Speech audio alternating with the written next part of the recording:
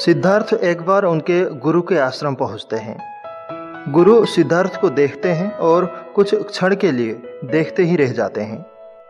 परंतु उनका एक नियम था कि वो किसी भी व्यक्ति को अपना शिष्य बनाने से पहले ये देख लेते थे कि सामने वाला व्यक्ति उनका शिष्य बनने के लायक है या नहीं। सिद्धार्थ उनके गुरु को प्रणाम करते हैं, परंतु गुरु उनको अनदेखा सा कर देते हैं। सिद्धार्थ थोड़े से विचलित हो जाते हैं क्योंकि वे गुरु के शिष्य बनना चाहते थे।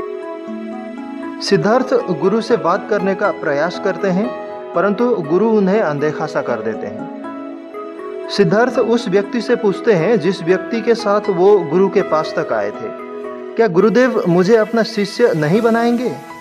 वह व्यक्ति कहता है, तुम ऐसा क्यों सोच रहे हो? सिद्धार्थ कहते हैं, मैंने कई बार गुरुदेव से बात करने की कोशिश करी, परंतु गुरुदेव मुझ पर तनिक भी ध्यान नहीं दे रहे हैं। मुझे लगता है गुरुदेव मुझे अपना शिष्य नहीं बनाएंगे। वो व्यक्ति कहता है, तुम व्यथित न हो, गुरुदेव तुम्हारी परीक्षा ले रहे हैं। सिद्धार्थ पूरे दिन गुरुदेव से बात करने का प्रयास करते हैं, परंतु गुरुदेव उनसे बात नहीं करते। रात हो जाती है और सिद्धार्थ गुरुदेव के कुटिया के बाहर ही सो जाते हैं। ठंड का समय था। सिद्धार्थ के पास ओढ़ने और बिछाने के लिए कोई भी वस्त्र नहीं होता, तो वो नीचे ही गुरुदेव के कुटिया के बाहर लेट जाते हैं। और जब गुरुदेव सुबह उठकर अपनी कुटिया से बाहर निकलते हैं तो सिद्धार्थ को अपनी कुटिया के बाहर ठंड में सोते हुए देखते हैं।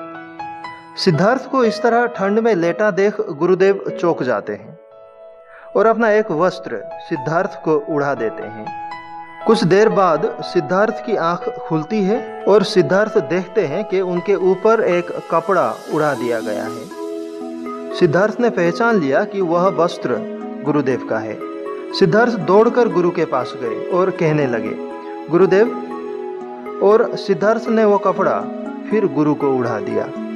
गुरुदेव कहते हैं, जीवन को इतनी गंभीरता से न लो वत्स कि तुम्हारा जीवन ही तुम्हारे लिए बोझ बन जाए। सिद्धार्थ अभी तक नहीं समझे थे कि गुरु ने उन्हें अपने शिष्य के रूप में स्वीकार कर दिया था। इसीलिए अभी भी उनके मन में एक ही प्रश्न था कि क्या गुरुदेव उन्हें अपना शिष्य स्वीकार कर लेंगे? गुरुदेव कहते हैं, तुम जाकर शिष्य के कुटिया में क्यों नहीं सोए?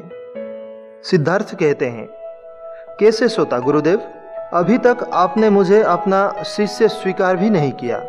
सिद्धार्थ कहते हैं, जब भी शिष्य बनाने की बात होती है तो आप मुस्कुराकर टाल देते हैं। गुरुदेव कहते हैं, शिष्य अपना गुरु स्वयं चुनता है। गुरु तो बस ये देखता है कि जो उसके सामने खड़ा है वो शिष्य बनने की काबिल है या नहीं। गुरुदेव कहते हैं, जब से तुम यहाँ आए मैं तुम्हें परख रहा हूँ। चाहे आप मेरी कितनी भी परीक्षा ले लीजिए, परंतु आपको मुझे अपना शिष्य स्वीकार कर लेना ही होगा। गुरु सिद्धार्थ से कहते हैं, तुम्हारे अंदर शिष्य बनने के सभी गुण हैं और इसीलिए मैं तुम्हें अपना शिष्य स्वीकार करता हूँ। कुछ भी पाने के लिए जीवन में धैर्य आवश्यक है। मन की सहनशीलता का नाम ही धैर्य है। जीवन में सुख और दुख आते जाते रहते हैं। सुख को मनुष्य सहज ही बिता लेता है, परंतु दुख को हमें सहना पड़ता है और सफलता भी उसी को प्राप्त होती है जो धैर्य के साथ पूरे लगन से अपना काम करता हो।